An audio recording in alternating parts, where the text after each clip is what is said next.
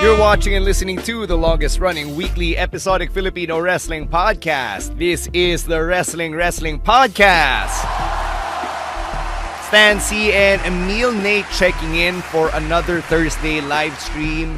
Go home show natin to before the Royal Rumble, which will be airing and emanating from outside North America for the first time in its near 40-year history.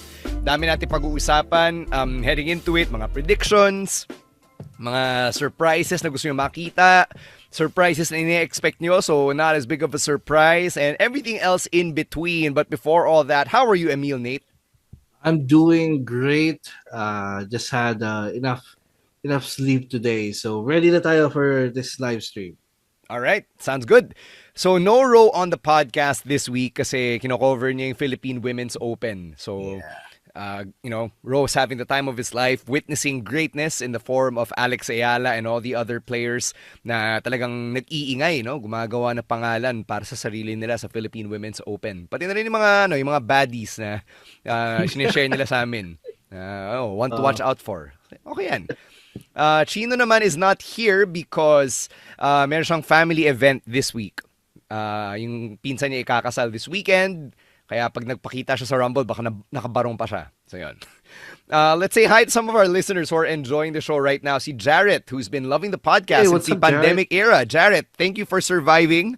And thank you for using us to keep sane. Keep yourself sane during that very traumatizing time in all of our lives.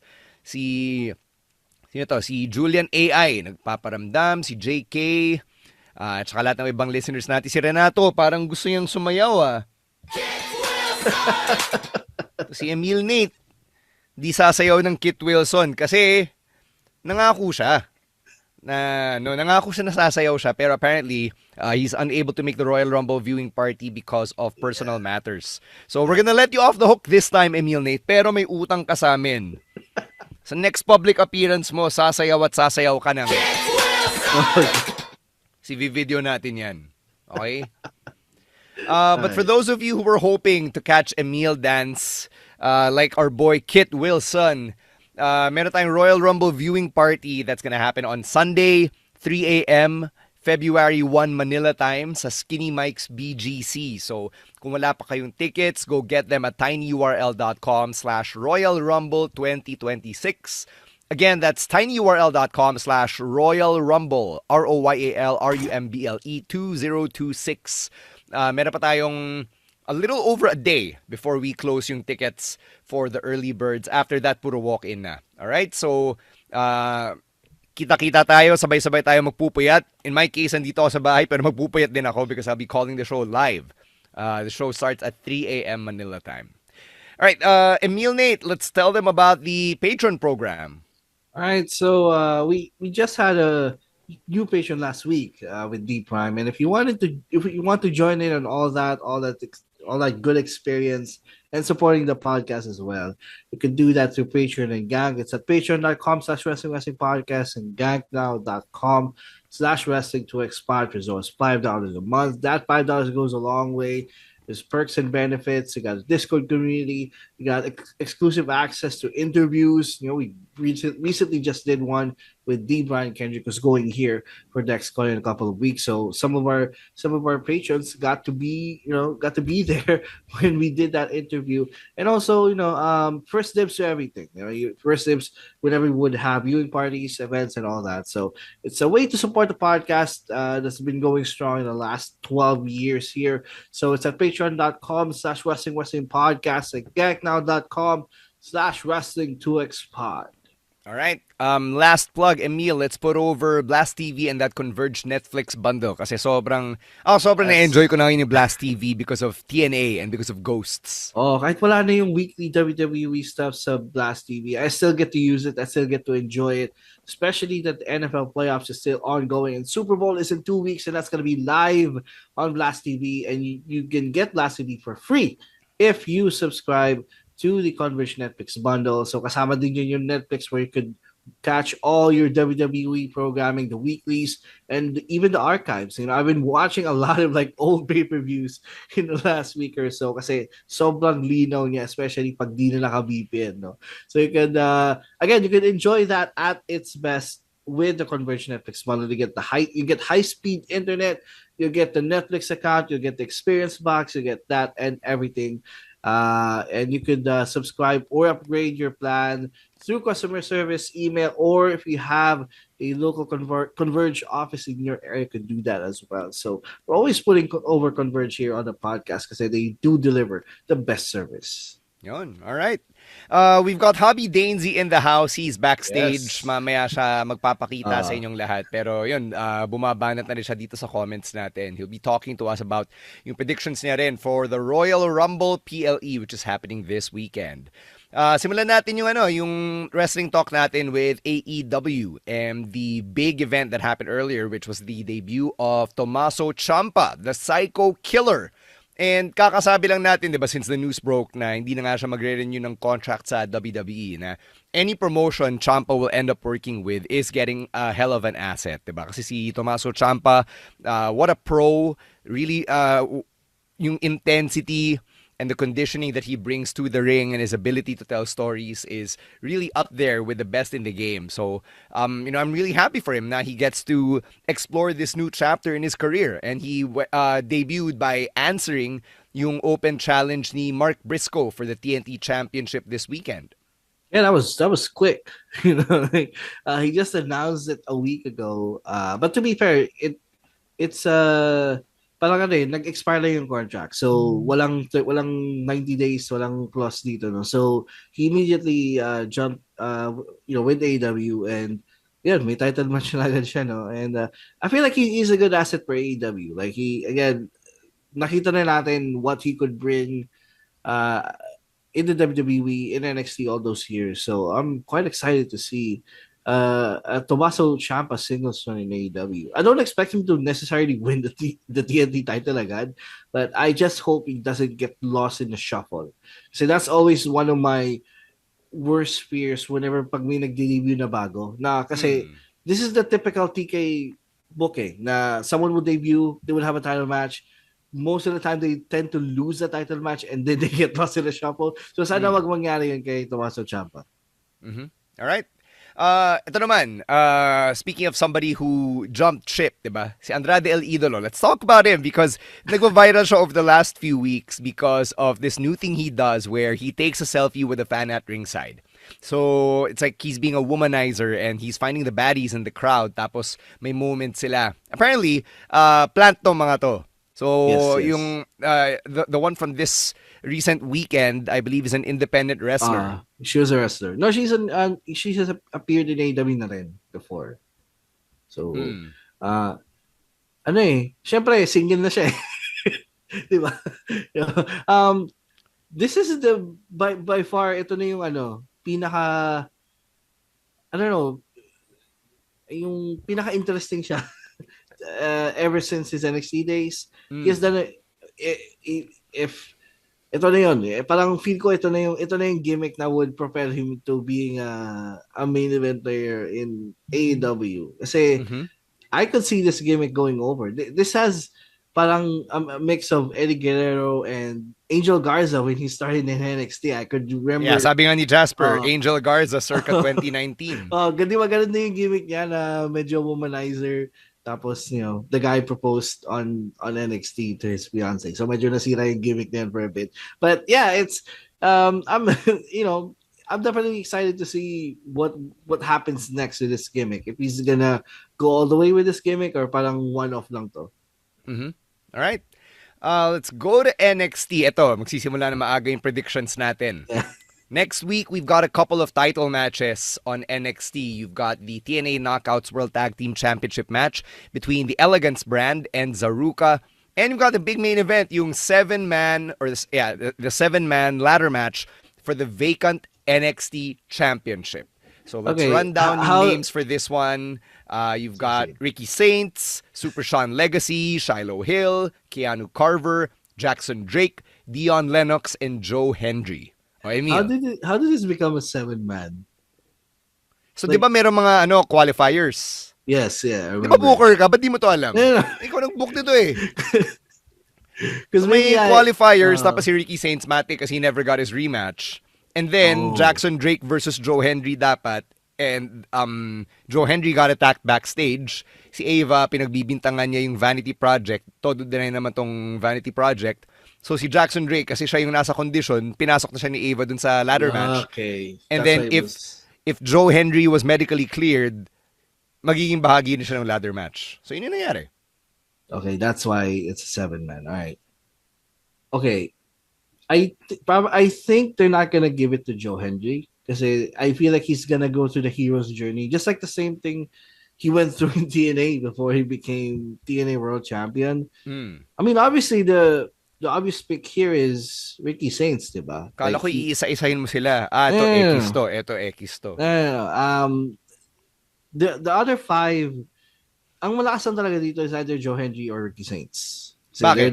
they're the established ones, you know, and all of these guys, as much as I like them, it's like way too early for them to become NXT champ. Even Keanu, like I feel like it's way too early for him. So it's either gonna go down to Ricky or Joe, and like I said, I think they're Pag gonna. si Jackson Drake yung naging youngest double champion ever, sasayaw ka ba ng Kit Wilson live? I mean, he's still an evolved talent, so I don't see it. You know, No, so he's on NXT now. he's still the evolved champion, so he has to for me. He's an NXT superstar. Sabagay, I've been pushing for Kendall Gray, and she's also a world champion. So that's a fair that you call me out on that one. But I think it goes down to Joe and Ricky, and like I said, they're gonna have Joe go through this hero's journey. So my pick here is Ricky Saints. All right. So kayo, people in the chat, let us know kung sino yung pick ninyo for the 7-person ladder match for the vacant NXT Championship as we say hi to Ernest Roy Salas in the chat. Thanks for joining us, man. Pati si Rafael Tristan Sanchez, mga new listeners we got natin. A crowd here today. Oh, ano yan? That's the Hobby Danezi rub. Sobrang over ni Hobby Danezi eh. Yes, siya yung sir. totoong superstar. Yes. Hindi kami. Okay, eto, Emil. People are talking about the word birthright, especially since there's this new group that's being formed featuring Lexis King, Ariana Grace. Syempre, pag nandiyan si Ariana, nandiyan si Stax. They're linked to Charlie Dempsey, and then si Lexis King, parang binibiay niya rin si Uriah Connors. Even mentioning na your dad would be proud of you. I know mine would be. Yeah, I was asking our Discord earlier. Was that the first time that they kind of acknowledge his lineage? And Bakit? Sino ba tatay ni Uriah Connors, Emil? For those who don't know, his father is Fit Finlay, the former Ako di ko alam wrestler. yun kasi di naman yung sinasabi sa TV eh. Yun nga, that's why I was asking. Like, syempre, like they wanted to bring up his dad if it wasn't someone, I think almost everyone know, but I think if you've been watching wrestling for a while, I mean, you know that he's a second or third generation wrestler. Fourth na nga pala eh. So, you know what? I could see this group having like dominating NXT this year if pag nabuo na yung dynamics ng grupo nila. And Birthright is already such a good name for a faction. I already kind of like na if there's going to be a group, that's going to be their name. Because, again, if their goal is to get everyone who is who's a second or third generation wrestler into the fold, then, parang legacy lang eh. So Birthright, legacy, parang ano na yun. So, and let's see if this is the way for David Finlay, if he's ever going to WWE, if this is, if this is where it would lead to. Mm-hmm. Another interesting thing that Neil brought up in the comments. Bakit? Wala na bang kontrata yun sa New Japan? I mean, it's also rumored that he's also leaving NJPW and he's heading into WWE. So, that'll be a good usapan nyo sa booking meeting. That'll be a good way to actually, insert him into the fold with the group as well. Knowing that David Finlay is known to be, also a leader of a group in New Japan. Right, the War Dogs. Yep. Okay, how about Miles Bourne, Emil? Si Miles Bourne, talagang pinoprovoke siya ni Ethan Page backstage, diba? Sinasabi niya, which one are we getting tonight? The righteous Miles Bourne or the ruthless Miles Bourne? Tapos pati si Ricky Saints nangangantsaw, diba? Hanggang sa pumitik si Miles Bourne.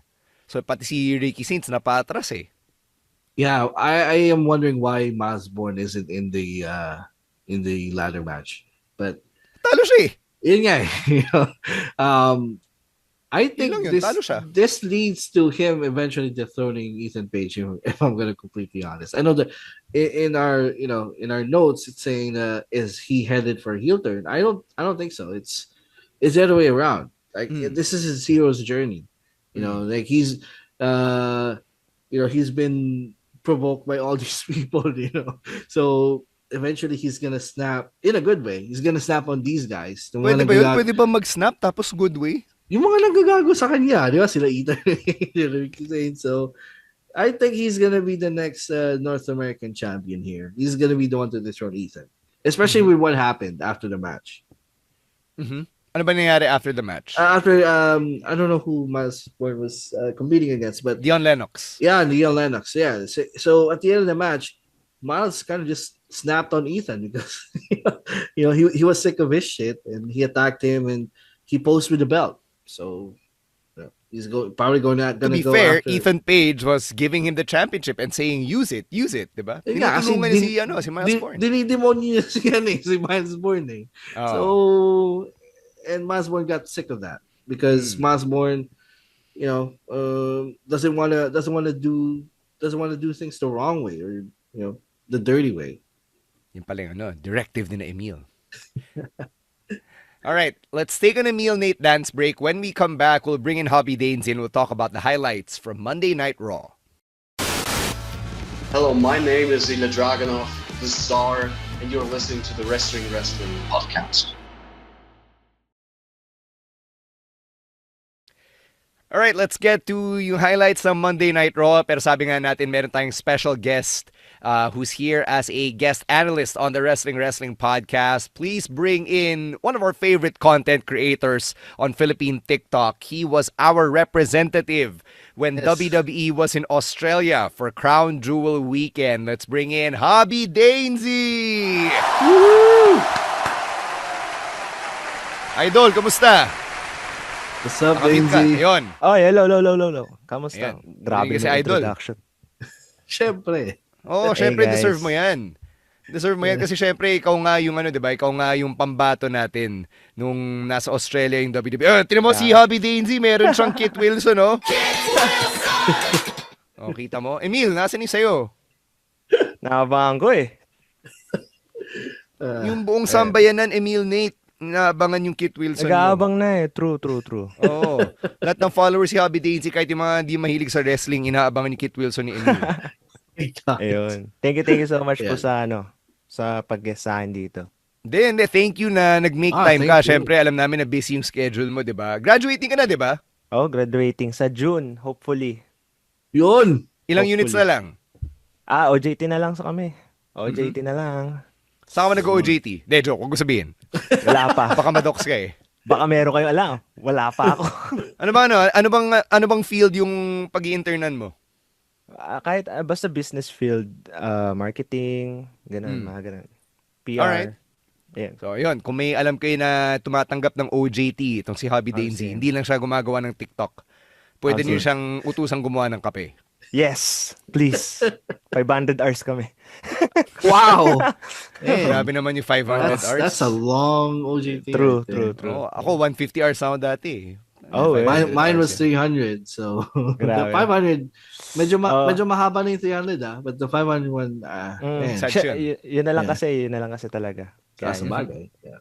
Danezi, kamusta yung experience mo nung pinadala ka ng Netflix Philippines to WWE Crown Jewel Weekend? Sobrang big deal nun because you're literally one of us. Tapos ikaw yung pinadala doon to, basically libre yung flight mo, yung visa mo, yung hotel mo and everything. Front row pa. Kaya nga nagulat ako. Overall, sobrang saya na experience. Hindi ko in-expect yun kasi knowing na wala pang WWE nung time na yun sa Netflix Philippines, di ba? So, parang ang unreal niya. Pero, masaya. Nakita ko si AJ Styles versus John Cena. Yun talaga yung highlight ng yung gabing yun. And yung ibang mga superstars din na nakausap natin. Kung nakita niyo kay Stephanie Baker, ang lala naman. Ang lala nung conversation ko dun kay Stephanie Baker, nakalimutan kong siya. Hindi niya pala alam yung term na shout out. So, Sinabi mo Nagsa-cellphone pa, lang siya. shout out. Ano Oo. ka pa, may slang pa. Ano siya? Shoutout Can you give us a nagsa-cellphone- shout out? Oo, nagsa-cellphone siya noon. Oh. So, kwento ko lang mabilis sorry. Sige Nagsa-cellphone siya lang. noon. Nilapitan ko. Sabi ko, "Hi Stephanie, can I bother you for a while? Can you shout out your Filipino fans?" Tapos siya, shout out? Yes, is it okay? Tapos sabi niya, shout out? Video greet. Tapos sabi niya, okay. Tapos ayun. So, nawala sa isip ko na, uy, si Idol Ron nandito. Ayun, nawala sa isip ko na hindi niya alam yung shout out. Anyway. Kala ko natameme ka kasi si Stephanie Vaquer pa rin iniisip mo. Yeah, yun lang naman yung kwento. Pero yun, marami pa. O sige, ano pang naging highlights from that trip to Australia? Yung pagkain nila, sarap. Pagkain. Tapos,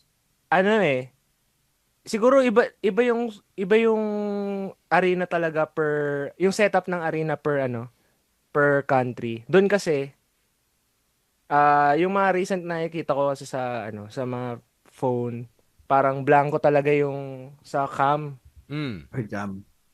Yung sa may cam. Pero doon kasi pabilog, so yung buong arena talaga, lahat talaga naka-yellow doon. Sobrang nag-stand out yung yellow. Kaya yun. Binigyan ka rin ba ng yellow na John Cena shirt o napabili ka? Bumili ako. Ano siya 70 AUD. So parang nasa 2.5. Akala ko Syempre, libre yun sa nakita ko yung story mo, akala ko libre binigay sa'yo. Hindi akala. Ano yung mga freebies? Freebie. Yung bag na to. Hindi ko ito yung bag, ayun. Okay. Yung bag, tapos yung Herschel na raw Netflix na bag, tas cap, Yun. tapos raw Netflix na bands. Tas yun. Alright. Ayun. So, yeah, yun nga, like we were saying before Rose jumped in. By the way, Rose here, guys. So, Yes. Unlike Julian, I show up. Kamusta? Yun nga, sinasabi ko na si Danezi really, represented us, diba? Tayong mga wrestling fans who are out and proud. Diba? Yeah, So, sobrang laking bagay talaga na ikaw yung nandun, na ang dami mong content na pinroduce. Parang nandun na rin kami sa totoo lang. Kasi yung POV, diba? Ringside, front row, tapos talagang nakalapit ka kina Dirty Dom, kina Stephanie Vaquer, and everyone else. So, I'm just really happy for you and congrats na na-experience mo yun. May question ako. Sorry, I don't know kung natanong niyo na. Pero nung nilipad kayo sa Australia, alam mo na ba na dadalhin nila yung WWE sa Netflix Philippines? Sinabi ba sa inyo? Tapos pina-secret, pina-NDA kayo. So, hindi ko alam. Interesting. Hindi. Yeah. Okay. Nung dinala, hindi pa. Pero nung nandoon na, tinanong ko kasi. Tinanong mo. Okay. So, tinanong. hindi kasama sa briefing niyo na, okay, guys, pinapadala namin kayo kasi, alam mo na, Pang-hype Hindi. to. No, yan. no. Okay. interesting. Yeah. I just want to say that that I had friends who are very casuals come up to me and say, "Oh, look at this." Yung pinapakita sa akin yung reel and nakaka-proud na sinasabi ko, "Uy, tropa ko 'yan." So, Uy! Grabe. Grabe si Emil, mate. Grabe naman yun. Thank you. This is our friend. So it's, Thank you po. always, so we're proud of you, man. Thank you One po. day, Emil Nate, pag ikaw naman yung pinadala, sasabihin namin, "Oy, si Emil Nate, 3 bahay niyan sa Luzon." Uy, si Emil Nick, may utang kami dyan. Dalawa internet yung binabayaran yan. Solid. Yeah. All right, so let's get to some highlights from Monday Night Raw. Let's start with Finn Balor. Paiyakin muna natin si babyface producer Jasper. Kasi pinaasa tayo ni Finn Balor, hindi pa rin pala siya babyface. In fact, he showed respect to CM Punk, and then nung end of the show, inattack niya sina Punk and AJ during the main event. And then before that, sinabi niya kay Adam Pearce na, "Hey, put me in the Rumble." Sabi ni Adam Pearce, "Sorry ka, puno na eh. Malas mo." First time lang ata nangyari yun, no? Oh, Emil, what are your thoughts on that? Puno na raw. Hindi na makapasok si Finn sa Rumble. Kaya siguro nag-amok. Grabe naman kung puno na, no? So, definitely it's an interesting way to put the shift back on Finn Balor. Like, people, akala natin parang na to headed for a face turn. Pero, they swerved us. They swerved us at the end. Which is, I still think will eventually lead to that face turn. Again, this is the hero's journey I was talking about earlier with Joe Henry. So this is one of the things that he kind of needs to go through before I think they could trust Finn Balor with the ball again. So I'm completely fine with it. Like at the moment, I was like, oh no, I thought, okay, kala ko pagod game na eh. He was getting over, and then he got booed tremendously after his match when he attacked CM Punk. For the Finn Balor fans out there, I think he's still headed there. Parang ano lang to. It's a detour. Mhm. Ikaw, Daisy. Feel ko magiging face lang talaga si Balor once na maka-feed niya na talaga si Dominic eh. Yan ba? Yun lang talaga eh. Pero akala ko talaga malapit na eh. Kasi ando doon na siya eh, nung kinat niya yung promo na commercial promo, tapos tuloy-tuloy na nung challenge siya nga si Punk. Tapos yung ginawa niya yung ganyan. Akala ko tuloy-tuloy na talaga. Pero yun, pinasa tayo. Mhm. Siguro, sinampal siya ni Liv Morgan backstage. Sinampal na katotohanan, no? Oo, sinampal siya ng katotohanan. Pero yun, akala ko talaga, face na. Pero interesting kasi fresh, kahit pa paano makita yung Punk, hindi lang Vision yung feud niya. Yes. Si Finn Balor na. Yun lang. Interesting. I didn't think he was turning face until, I mean, nung last week kasi, di ba, pinakita yung mukha niya eh, nakasimangot siya at pagkatapos ng match. So, dun pa lang, nag-gets ko na, okay, they're showing the frowny face. They're showing the frown. So, alam kong hindi agad-agad, magiging face yun. And then they did the backstage segments with Punk, and then tapos all it took was one night, one phone call from Adam Pearce, and hindi na siya pwede sumali ng Rumble. So, I don't know. I don't think I do think people do want to cheer Finn. Gusto nilang maging face of Finn, like Jasper, like Emil here, like Dainzy here. Feeling ko, ewan. Tama rin si Dane na feeling ko si Domi makapag-face sa kanya. Ganun. Medyo matagal pa yun. Ilang taon na binibuild up. Yeah, we've been saying that for 2 years. Yeah, So what do you Saka think about... sige, Sorry. go. Akala ko rin last week atake niya si Punk. Sobrang awkward nung finish. Wala na akong tiwala dun sa credit scene na yung executive producer. Yeah. May trust Diba? issues Tagal. ka na dun We sa have known credits. that for years. Diba? Ang tagal. Like, pinan kay Punk, pinan kay... Akala ko meron pero wala. Yeah. Tama. Kaya yun. Bigla ko lang din naalala. Makikita ba natin si Finn sa Royal Rumble kahit na puno na? Oo, meron yan. Yung Tozawa, pasok ka. Yeah. How can someone who isn't featured on TV be in the Rumble than Finn Balor is? That's when someone goes out there na, okay, why the fuck is this guy on the Rumble than Finn Balor? That's Brock Lesnar nga, nag-zoom call eh. Brock Lesnar. Yeah, Roman didn't even bother to show up. Kaya nga. Email though. Right, mamaya magpe-predictions tayo ng Royal Rumble. Tingnan natin kung sino pa sa tingin nyo yung may email lang na notice na I'm declaring for the Royal Rumble. Let's talk about Adam Pearce na bumigay dun sa division. So he basically said na tapos na yung suspension ni Braun Breaker, and then all 4 of them are part of the Royal Rumble match. So Adam Pearce was on his best behavior. Tuwang-tuwa si gulat na gulat si Paul Heyman.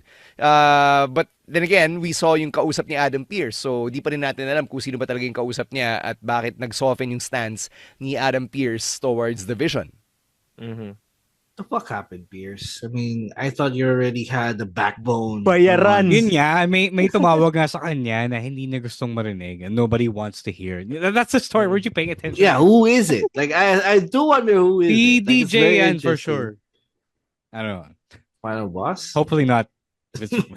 Meron ako napanood kung sino yun. Go, Or go. allegedly, pwede ko ba sabihin yun? Sige, go. Yeah, go ahead, John. Sa video ni Santi Zap yun, and sa comment section lang din, na kaya daw, i-replace daw kasi si Adam Pearce. Well, theory lang, i-replace si Adam Pearce ni Chris Jericho.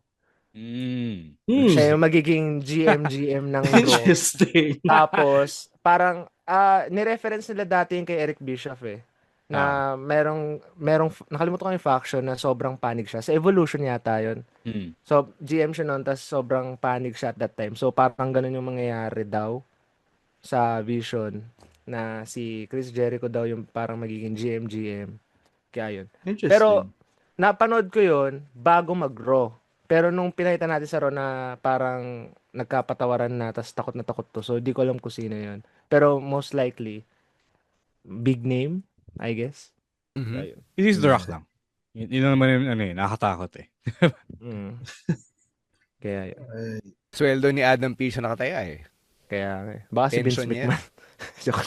Oh God. So very interesting na yung nga si Adam Pearce talagang nag-step siya, 'di ba? To step up siya to Paul Heyman. Tapos si Paul Heyman wouldn't back down and then eventually si Adam Pearce din yung nag-bend doon sa standoff na 'yon. So let's see what happens there. On to the women's division naman. Natty Neidhart has entered the chat. So Yes, sinabi niya finally. Natalia elevates but Natty decimates. And then yung yung Twitter ni Natty shows a graphic of her na nagwiwiwi dun sa lapida. Nakasulat WWE Superstar Natalia. AI yun, AI. Well, I'm just glad that she's Natty Neidhart. Yeah. It's So- time. Believe it or not, a lot of people don't believe in this character. Like, What, really? oh, yeah. So a lot of people who only watch main roster shows, wala silang tiwala. Like, kala nila, okay, bagong gimmick, jobber pa rin si Natalia. So, di sila nanood ng Triple A. Triple A, di Triple A sila din. nanood ng Bloodsport. Bloodsport. So, di nila nakita yung lahat. So, the Natty Neidhart character, alien sa kanila yan. So, interesting talaga. Yung bubble din. Kung saan nakatala yung mga karamihan ng fans. So, to me, yun yung kailangan nilang itama eh. So, I feel like the Natty Neidhart gimmick character, dahil yan sa ilang taon na rin na pagkakamali kay Natalia. So, if people don't believe in her now, parang you can't fail with Natty Neidhart. Di mo talaga pwedeng di mo pwedeng ipalpak to kasi kung pumalpak sila dito, wala.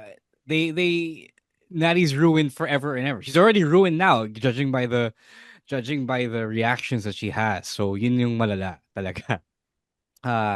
Sana lang gawin nila yung ginawa nila for Shayna Baszler in NXT. Question from Martin, our good friend Martin Vicencio from Dexcon. Sabi niya, do you feel like it's gonna be like how R-Truth went to run killings for a while, then went back to being jolly old R-Truth? Wag naman. Hindi No, naman. well, kasi, R-Truth was a face. Truth was still a face kasi. no, not just that. Truth was really popular as yung character niya ngayon. And Natty doesn't have that same popularity, diba? People don't really care about Natalia, the same way people cared about R-Truth. So, iba siya. It's a different slate talaga, if you will. So, I don't think people will want Natty to change back if they see Natty do her thing. All right. Last bit from Monday Night Raw. We've got new challengers for the Usos World Tag Team Championships, and Yes. they are the Alpha Academy. So, Yes. ito, Dainzy, what do you think about Otis and Akira Tozawa getting a shot at Tag Team Gold? I think it's time na kasi wala naman silang ginagawa doon sa title. Si Jey Uso lang yung nagpapakita sa crowd eh. Minsan nga commercial pa. Yeah, may may personal issues daw si Jimmy. Yeah. Kaya nga hindi narinig ko rin yun pero hindi ko alam kung ano nangyari. Mhm. Pero ayun nga, feel ko somehow idadrop na ng Usos yung title. Tapos sila Tozawa and Otis na yung bahala kung paano nila dadalhin yun. Pero sana parang ewan ko, medyo nakikita ko sa kanila yung open challenge gimmick sa title. Interesting. Sa tag title. Ganun na nga eh. Halos dalawang title na. So, yun. So, hindi ko alam kung kailan, tama ba? Next week ba? Yung... I'm not sure. Hindi pa sinasabi kung kailan yung title match. Yeah, because Jimmy's still out at this point. Yeah, hindi pa siya bumabalik. They gotta build up that match. Tsaka ang galing ni Tozawa talaga. Kasi tinry ko panoorin din yung mga dati niyang clips sa wrestling. So, doon, hindi siya yung Tozawa na funny yung time na yun. So, Legit siya. galing niya. Mhm. Ayun. Sabi ni Neil, I believe in letting Tozawa ball. And he actually did. And props to Corey Graves for mentioning that this guy was once known as the stamina monster. Like talagang ni-reference niya yung pre-WWE na identity ni Tozawa, di ba? Kasi nga, Sabi siya nun, di ba? Tama. He was cruiserweight champion for like a week. Pero even before that, sa Dragon Gate, like kilala siya talaga for being one of those really well-conditioned na cruiserweights. Yeah. So, I think they're in line for something big here, Alpha Academy, and looking forward to it. Like I always, it's always a treat whenever I would see Tozawa wrestling. It's just so damn good, and he got to show it in that match. Like that match got a long time, so they got time to ball all four teams in that match. Really, was fantastic. And it gives me hope for the Raw Tag Team division that felt like it was kind of dead for a while. Well, no. Kinaquote mo yung New Day, Baka dead naman to, Yun yung reklamo nila, di ba? The tag team division is dead. Yeah. Actually. Ikaw, Ro, what do you think about Otis and Tozawa in this spot? Yeah, they're trying something else. I think they're plumbing the depths. They parang niro-rotate. Inaayos yung rotation ng tag team division, diba? So, trying something new sa lineups. Finally remembered, I guess, na meron sila ibang tag teams sa Raw. So, yun, okay yun. Buti na lang may nakakapansin sa mga match sila sa main event. WWE main event, the show, which you can Yes. watch on YouTube. Yeah. So I'm glad that people are trying to find out. I'm kind of sad then that people didn't know about Tozawa and his game. Yeah, they were not familiar with his game. Yeah. Gets ko naman kung talagang wala ka alam, pero mas malungkot kung matagal ka na nanonood ng wrestling tapos di mo pa rin alam. So yun na naman. But I understand then that not everyone gets to watch like we do. So okay lang, sige, pagbigyan. Medyo kung ako sa Tozawa disrespect ako sa ganung reactions. But it is an opportunity for Tozawa to show people why he was signed in the first place. Bakit siya kinuha sa Cruiserweight Classic? Bakit siya kinuha sa 205 Live? Ano naman to a lot of people kind of take for granted yung fact na yung mga sinasign sa WWE may dahilan kung bakit sila sinasign. So, minsan na or madalas lang hindi napapakita kasi kulang sa time, kulang sa booking. So, wala, di mo maiwasan diba? So, it's good na may rotation nga that allows people to show why they were signed. It just dawned on me. Oh. Are Tozawa and Gargano the only ones left from the Cruiserweight Classic that's still in WWE? Oh, wow. Yes. Well, si Lindsay came back. Yeah, he's in Evolve, diba? Tsaka si Cruz del Toro. Tama. Yeah, he was there. Yeah. Mm-hmm. Medyo still a handful, but medyo nandiyan pa. Yeah. Apat silang Cruiserweight Classic alums na nandyan pa. Ro, you mentioned earlier na Alpha Academy do a lot of good work sa WWE main event, yung the YouTube show at this point, diba? Which is taped before SmackDown. It's great that you mentioned it kasi si Kit Wilson was on Chris Van Vliet's podcast this week, and then he was talking about how yung main event basically became the arena where he was fine-tuning the gimmick such that nung lumabas na siya in full glory with the theme song and the new Titantron, talagang hinog na hinog yung gimmick niya. Yeah, I mean, in the absence of house shows, diba? House shows used to be yung practice circuit ng WWE, and basically all the major league promotions at this point. So since wala nang house shows, you only have main event, and main event is super low stakes kasi you gotta seek it out to watch it, diba? And because nothing papasok pa lang yung mga tao kapag pag tinitape yun. So, di mo rin papanoorin kahit libre siya on YouTube, diba? Unless there's like a really, really good match na kumalat via word of mouth, diba? So, if you get booked on main event, it's one way to keep you wrestling kahit wala ka sa script for the night, diba? So, okay lang din. Fans don't usually appreciate it kasi syempre hindi siya TV show, hindi siya Raw, hindi siya SmackDown. Pero as a wrestler, dun ka talaga makakapag-practice. Lindsay, were you able to see a main event taping when you went to Australia? Alpha Academy. Tapos kalaban nila yung Los Garza. Lumabas yun sa main event. Lumabas yun sa best of nung Pasko. Ganda ng ganda nung laban nila. Mhm. Yung pop kay Otis nung ginagawa niya yung Caterpillar thing. Yeah, so yun, yung tawag dito, yung main event doon talaga, as Rose said, yung talaga yung practice circuit for a lot of the superstars. Just one more thing for yung mga listeners natin who are probably still on the Kit Wilson hype train. He actually talks about how involved he was in the creative process nung music niya, nung Tron niya. Like, he actually went down to the Performance Center to shoot with sina Jeremy Borash and Rob Fee. So there's a reason kung bakit sobrang specific nung Tron niya and why he's one of only 2 people in WWE who have an actual Tron. Diba? So it's just him and Logan Paul. So it's really because Kit Wilson put in the effort. Either sila nagsushoot ng pang-Tron, Yeah. kahit yung highlights eh. Right. Yung kay Miles Bourne, diba? Can you hear me now? Yun yung nakasulat. Yun yung favorite ko.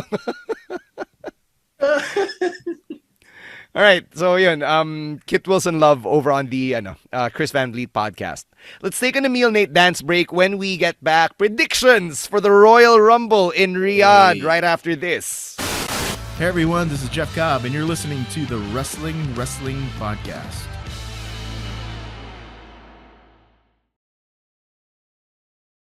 Ito na, yung dahilan kung bakit nandito si Hobby Danezi, Royal Rumble Predictions. So, para sa mga hindi pa rin updated, 3 a.m. Philippine time ang start time natin. It'll be live on Netflix, pero kung naghanap kayo ng viewing party, meron din kami sa Skinny Mike's BGC, tinyurl.com/Royal Rumble 2026. May early bird tickets pa rin hanggang bukas. Maraming bumili tonight. I think sumweldo kayo.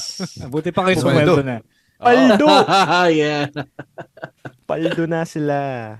Kita-kita tayo sa viewing parties or, online sa mga favorite social media platforms while you're sana tweeting or nandun posting ako, about the Rumble. kaso di talaga kaya sa viewing party. Huwag ka na mag-Foundation Day. Ano ba yung Foundation Day na yan?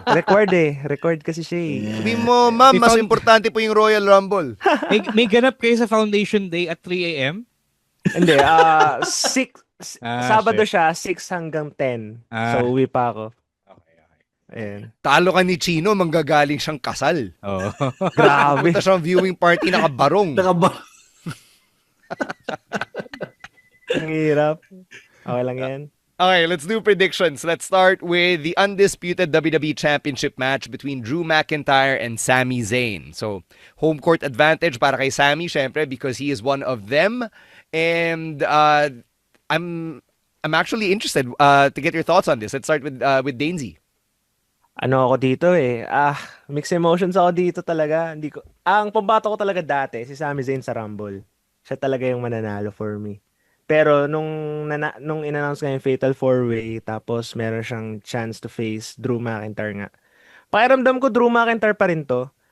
Hindi ko na-explain sa video ko yung gusto kong sabihin, pero kasi pwede nila gawin yung angle na kung saan, yung Roman versus Drew McIntyre, na kung saan natalo si Drew dun sa home country niya, nakala natin yun na yun. So, pwede nila rin gawin yun kay Sami Zayn, di ba? Underdog storyline. Kasi, naniniwala ako na meron pang isang buong 2026 for Sami to win the title. And gusto ko lang dalhin talaga ni Drew McIntyre yung title sa main event. Since yun nga, yung last time na nag-main event siya is walang crowd at all. So this year, baka naman pwede. Yun lang naman. Drew McIntyre ako dito. All right. Emil? It would be funny as hell if Jacob and Cody got involved and somehow Sami won the title. Oh. Yeah, that would be the funniest outcome. And I could actually see it happening if I'm gonna be completely honest with y'all. But realistically, I think Drew still retains. The question here moving forward is if Sami is still going to be part of the story for the title heading into WrestleMania, which I wish he would be. Actually, I'm gonna agree with Emil Nate booking for the first time. Gusto ko mangyari yun. Drew did mess with Cody and Jacob nung Saturday night's main event. Hindi ko alam bakit ginawa niya yun kasi sabi niya move on na siya dapat, diba? So, I feel nga na tama si Emil. Makikigulo si Cody at si Jacob sa match tapos it opens up an opportunity for Sami to get a feel-good win in Saudi Arabia. Tinfoil hat theory, I feel like ibibigay nila yung win kay Sami so that mapatunayan nila na, okay guys, we're bringing WrestleMania to Saudi. So, may malaking pwedeng mangyari sa Saudi, diba? Hindi lang siya basta-basta house show sa Saudi. So, Agree. if I were them, gawin nilang, sales talk. Wow. Yeah, I feel like, why not, diba? Hindi naman hometown, pero syempre, Sami is a Muslim, Sami is Arab. Yeah. So, he's one of them. Yeah, I don't want to put it that way, but yeah, I feel like it's a good time as any. I feel like Drew naman is kind of like Mike Santana, na okay din naman kahit sandali lang yung title reign. Sa bagay. No, diba? May naisip din ako. Go. Nung sinasabi ni Emil, may naisip ako bigla. So, agree ako na mag-interfere yung dalawa sa title match. Sami will win the title.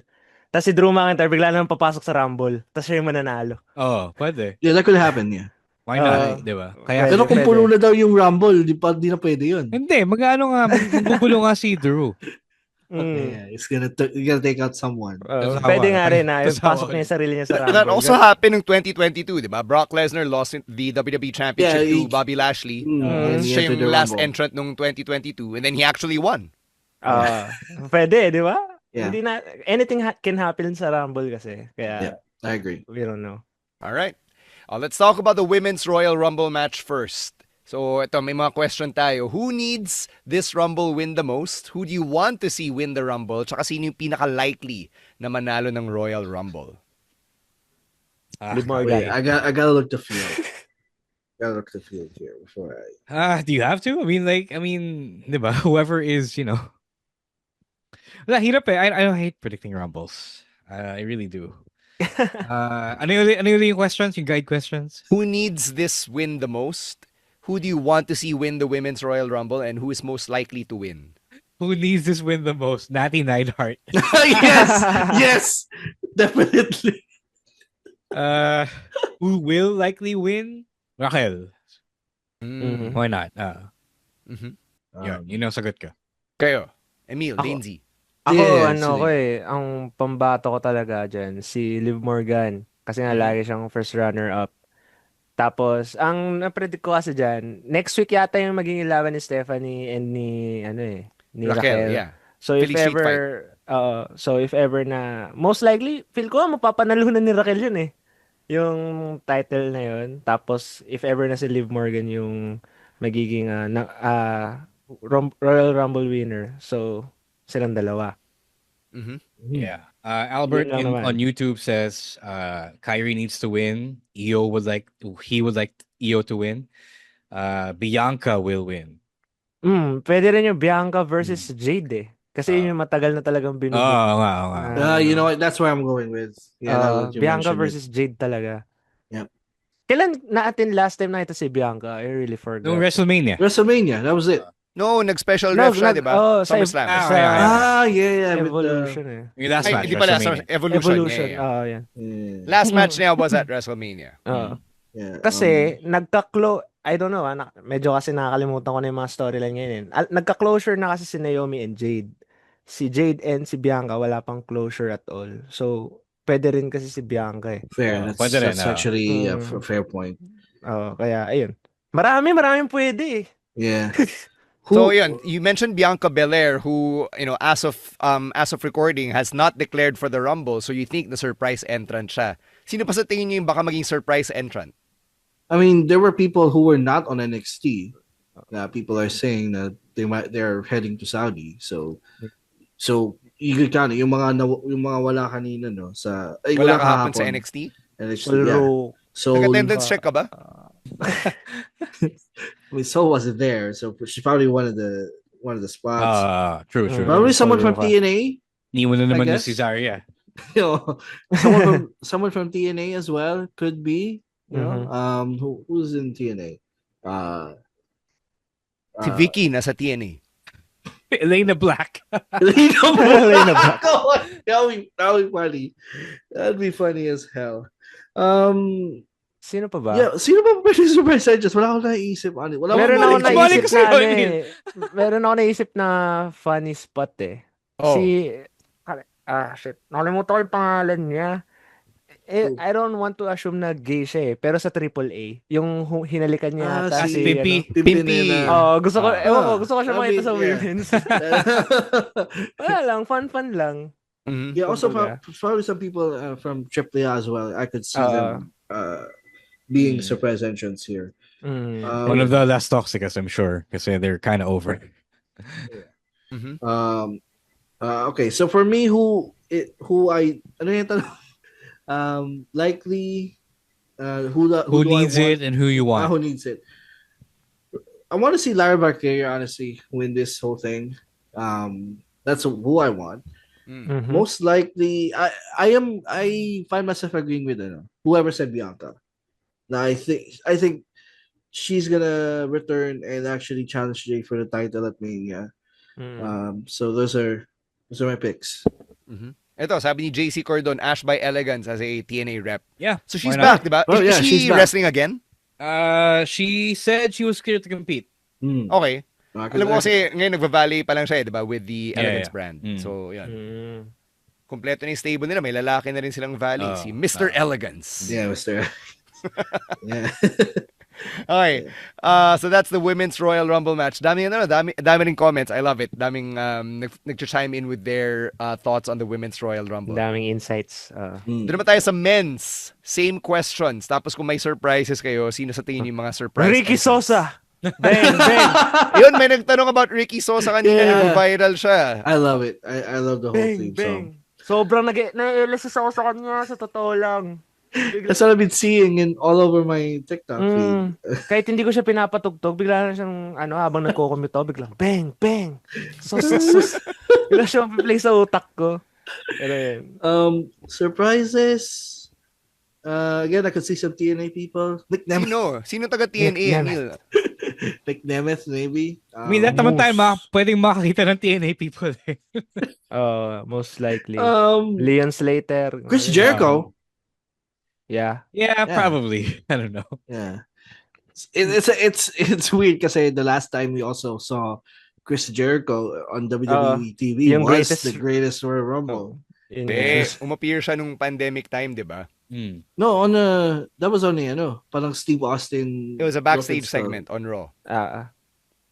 Really? Yes. Okay. Kahit na AEW na siya nun, he appeared on Raw for like one episode. Alright. But I mean, in the ring, that was the last time we saw Jericho. In the ring, I think it was the greatest Royal Rumble. Greatest Royal Rumble. Tas Saudi rin yun eh. So parang, wow, ang galing. Full circle moment. Full circle moment. Like a Saudi. Pero yun nga, sinabi ko na rin sa video ko na ayoko masyado mag-expect ng surprises talaga this year. Kasi sobrang stuck ng Yeah. Pulo na nga daw eh. Sabi sobrang... si Finn Balor nga, di makapasok eh. Parang okay yung roster ngayon ng WWE, NXT, may AAA pa. So, yun. Parang enjoying ko na lang. Yeah, I'm looking up the field and Oba Femi is announced to be there. Nasa poster siya eh. Play siya eh, diba?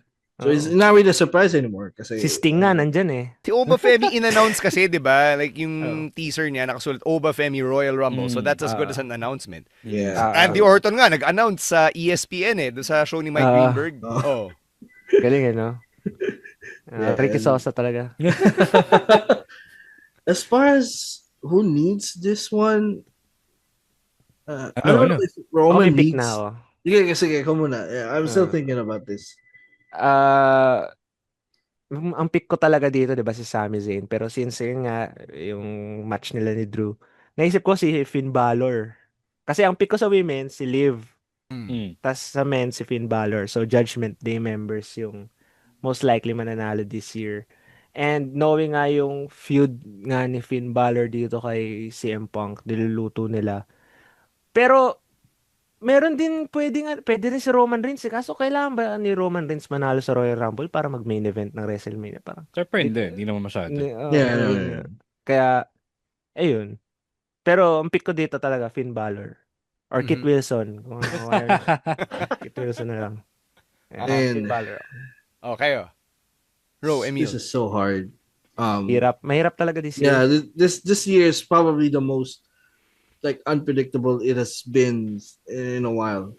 So you Jey could Uso, argue for pwede. a lot of people here. Like you could argue for Roman, you could argue for Cody, even Jacob Fato nga Gunther, eh. Sabi ko, Jacob Fato pwede rin para mag-main event eh.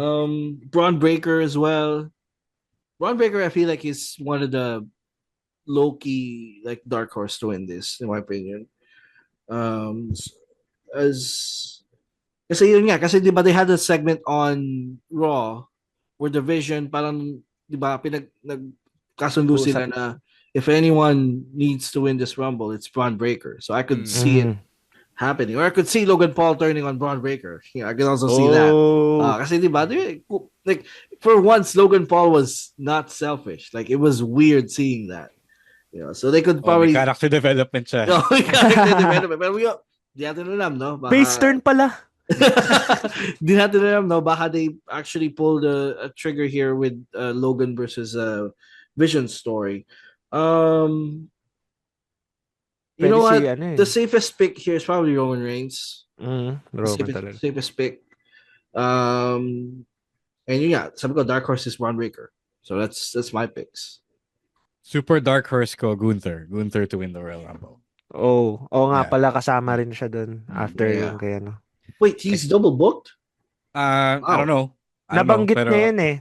Na parang ano daw eh. Nalalaban ako sa Rumble tapos kakalabanin kita. Sige. Parang gano'n. No. Speaking of that. Ano naman? What if AJ Styles win against no, ano yung mauuna? Ito yung Gunther. Siyempre AJ. yung match nila. What if AJ wins the match and wins the Rumble as well? Yeah, actually, that was also my other pick. Assuming na hindi matalo ni Gunther si AJ. Diba? So, assuming. Why not, diba? Daming picks to marami talagang picks. Marami talaga. Kaya kahit sila Grande Americano pwede. Ano ba yung money line sa Royal Rumble ngayon? Ano ba yung odds ngayon? Wala na akong PR eh. Wala na akong PR sa email ko. Check ko lang ngayon. Itong segment nga pala, sponsored by... wala. Di ako nakakuha ng PR from wala rin ako nakuha. So yeah, wala akong alam na odds or whatever. So, yeah, I actually like that we're entering a men's Royal Rumble in particular na sobrang unpredictable. In a good way kasi like you guys said, there are so many different options that they could go, diba? And feeling ko whatever path they choose, it'll be very fascinating to watch heading into WrestleMania 42. Yeah. So tingnan natin how it will play out. All right. Let's talk about the potentially career-ending match. Gunther versus AJ Styles. If AJ loses, he must retire. Ito na ba? All the signs are pointing into this is it. Kasi there was a thing after Raw where Punk and AJ were giving flowers to each other, and that speaks to me that if AJ is not gonna retire, then But ito na yun eh. Like all the signs are pointing, but I feel like that's because of that. Like they're they're conditioning our minds to think that this is it. Now maybe this is not it. Or maybe I'm just scoping. as a big AJ fan. Kung paniniwalaan natin yung post ni Nakamura na binura niya. Binura kasi. Binura niya, no? Binura niya, no? So baka nanadya siya. Sinadya niyang burahin. Para Eto na. Para pag-usapan lang. Para pag-usapan. Ganito na lang. If it is the end, okay lang ako. Diba? Like, I'm also okay with it. I think... bookend rin yun. Royal Rumble debut, Royal Rumble retirement. Full circle. I think... I think si Cena lang yung may gusto na na mahaba yung farewell tour niya. Kasi really important siya to WWE and to WWE fans. So, not naman that AJ Styles is not important. Pero baka iba yung kagustuhan niya ni AJ, di ba? Baka gusto niya mas tahimik na retirement. Or mas biglaan na retirement para hindi disappointing or whatever. So, kung ito lang nga yung final run for AJ, then yeah. I think lang. I will be at peace with it then. Kasi nabanggit din, alam ko nabanggit ni Cena to na sinuggest niya kay AJ Styles na gumawa ng retirement tour din. Pero sabi ni AJ Styles ayaw. So, yun nga. Most likely Royal Rumble. Pero alam nyo ba, napabalik ako sa WWE noong 2016 dahil kay AJ Styles. Kahit hindi ko kilala si AJ Styles noong time na yun. Okay. Kasi yung hype diba? Oo. When he made his Tapos, debut. sasabi ko, sino to? Tapos nang nakita ko siya, grabe, ang galing niya. Kaya, ayun. So parang ko, grade 7 ulit ako. Na pinapanood ko tong run ni AJ Styles. Yung munting TV show namin ni Ro, talagang all in on AJ Styles 10 years ago. Wala pa Wala pa yun. It was just a rumor. Rumor pa lang yun. Pero we were speaking it into existence. Minamanifest na namin. AJ Styles, nasa Rumble yan. Nabigyan tayo ng credibility nun. Hindi kami naging gago. Nasa TV kami nun eh. Solid. Ikaw, Emil. I would agree with Ron. If this is it, I'm actually okay with what we got. Kasi they got that match with Nakamura. And me, I actually saw a Facebook post. We actually did experience the farewell run. Hindi lang natin alam na yun na pala yun. Di ba? Nakita mo tag titles, yung parang yun na yung farewell run na inano natin, na hinahanap natin is nangyari na pala. No? So I'm okay with it being AJ's final match in like whether in WWE or in his career. Kasi there's a chance. I feel like there is a chance na he still might go somewhere and have a mini retirement run. Para sa parang Paul Pierce, magta-10-day contract para mag-retire. Pag-usapan na natin yun kapag pag nangyari siya. Pag nangyari siya. Yeah. That's a possibility as well. Okay. So predictions officially, all of you say na ito na, magre-retire na si AJ. Hindi. No. That's not what I said. I said na I can't predict because yun nga, they have done a good job of obscuring yung possibilities, yung odds. So, ang sinabi ko, kung ito na nga, okay, great. I mean, okay, at peace ako with it. Okay. All right. So, yun. Those are our predictions for the Royal Rumble. Hirap. Para sa mga nakamiss ng schedule, it will be Sunday, February 1, 3 a.m. Philippine time. Kung may Netflix kayo, nandun yung schedule. Nasa app. Magkape Hindi kayo, na guys. magkakalituhan sa time zone, daylight savings, or whatever. Nandun yung sa Netflix app. Yun na sundin nyo. Alright? And if you wanna watch it live, we'll be at Skinny Mike's. tinyurl.com/Royal Rumble 2026. May tickets pa rin. May mga bumibili, mga nakasweldo. Bili na kayo, guys. Solid yan.